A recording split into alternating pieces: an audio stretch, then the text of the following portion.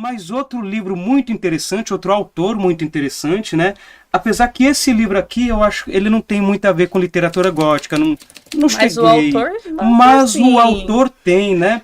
Eu trouxe esse livro aqui porque porque esse livro não devia ser meu, né? Isso não é legal, não façam isso. Mas quando eu tinha meus, eu acho que 16 anos por aí, eu estava aprontando no colégio, né? Eita, Fazendo esse coisas spoiler está que- antigo aí. Isso, fazendo, já morreu, já caducou Já já, passou tá? 10 anos, tá, gente? Isso, Juridicamente já, falando. foi, era o jovem Douglas, né? E aí eu fui pego aprontando no colégio, e a diretora me pôs de castigo na sala dela. Ela me entregou esse livro e falou para eu resenhar esse livro. Você vai ler esse livro até o final da aula e você vai me fazer uma resenha desse livro. E aí eu comecei a ler, eu gostei e pedi para levar para casa.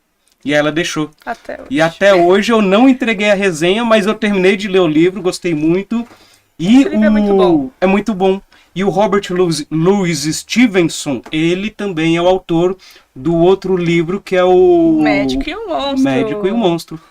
Muito bem. Sou fã também. Ah, outra coisa interessante. Castelo de Otranto tem umas 130, 140 páginas. O Médico e o Monstro aqui já é uma edição de bolso, pra vocês verem como realmente é pequenininho. Tem 87 páginas, então... Mesmo que você seja a pessoa mais preguiçosa do mundo, você pode ler esse livro sem nenhum grande problema. E é melhor ler esse aí que tá novinho do que esse que eu trouxe que tá já todo amarelado, né? Conta história, conta história. Conta história, eu gosto de edições antigas. Uhum. Ah, esse livro aqui é sensacional, né? Ele já vem pra um gótico mais moderno, digamos assim. É uma mistura de ciência com coisas sobrenaturais, que o Frankenstein Sim. também, né? Uma coisa Sim. mais científica e sobrenatural ao mesmo tempo. Que tem tudo a ver com tem o que ver. contexto. É bem o daquele período. espírito do século XIX, né? A ideia de modernidade em contraponto ao sobrenatural. E como que a gente espiritual. lida com essa modernidade, né? Uhum. E quase 60 anos depois, continua sendo uma coisa a ser discutida, porque ele é de 1886. Então, olha só, coisas aconteceram. E aí a gente continuou. até pode ver, recentemente saiu uma notícia de que estavam alguns estudos sobre criação de corpos para reposição de órgãos, né? Mas sem consciência, sem sistema nervoso central. É um Frankenstein. É um Frankenstein. E outra, quantos médicos e monstros a gente não vê nas redes sociais, né? Sim. Pessoalmente, talvez algumas pessoas nunca diriam aquilo que dizem nas redes sociais, né? E o Médico e o Monstro é um livro muito interessante porque ele tem uma conexão muito forte com a psicologia, né? Porque eu lembro, faz muito tempo, eu li uma vez só, eu não reli, mas quando eu li, eu achei muito interessante uma descrição que fala que ele... E aí a gente volta na questão do cinema, né? Porque o cinema, quando faz o Médico e o monstro é um monstro horrível, ou muito forte, ou muito grande. É meio que um Hulk, né? É um Hulk, né? Que aliás o Hulk também vem daí, né? Exato. Mas no livro não é como se o Jekyll, que é o doutor É o lá, doutor. né? Ele, não é como se ele mudasse, ele continua sendo ele, mas de outras formas, né? E com o tempo, parece que a poção vai fazendo mais efeito. Então é aquilo de ele vai se viciando. Como qualquer vício, em algum momento ou vai perder o efeito ou vai fazer você perder o seu controle. É aquele monstro amoral, né?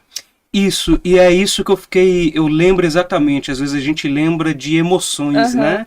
Eu lembro porque eu fiquei abismado, assim, eu tenho o costume de parar e ficar pensando um pouquinho, porque foi um momento que eu percebi que a transformação não é exatamente física, mas é uma transformação no caráter dele, no psicológico dele, que fazia com que as pessoas vissem ele diferente, de tão alterado internamente que ele ficou. Sim. Né? Tem essa conexão com a psicologia, né? E eu acho muito interessante um paralelo com o Frankenstein, é que, diferentemente do Victor, o Jekyll, ele quis fazer isso consigo mesmo. Sim. Ele fazia isso consigo, não com o outro. Ele entendia que era uma coisa que podia dar muito errado em algum momento. Se desse muito certo, ótimo. Se desse errado, ele iria pagar com a própria vida, né? O problema seria somente para ele. Mas ele esquecia que ele saía de casa, né? Aquela voz da consciência que o Hyde ficava provocando ele, né? O tempo todo. Você é covarde. Sim. Você não vai fazer, você tem coragem para isso? E dizem, né, não sei se é verdade, mas tem uma lenda urbana que fala que em Londres tem o parque, né, o Hyde Park, que talvez seja ali as imediações onde o monstro ficava andando, onde o monstro cometia suas atrocidades. Esse parque existe até hoje. Muito bem. Eu fiz até uma colinha aqui, porque o Médico Monstro é de 1886, né? E era uma época que o interesse em psicologia estava muito forte, né? Antes do desenvolvimento da própria psicologia, assim como no Frankenstein tinha esse interesse da ciência, né? Era o período do galvanismo, experiência com choques elétricos, né? A histeria, né? A histeria, né? E também era um período com a preocupação da mente humana, como que isso se manifesta, né? O Alienista, do Machado de Assis, foi escrito em 1882, né? O Alienista é um livro fininho, mas... Genial, né? Genial, né?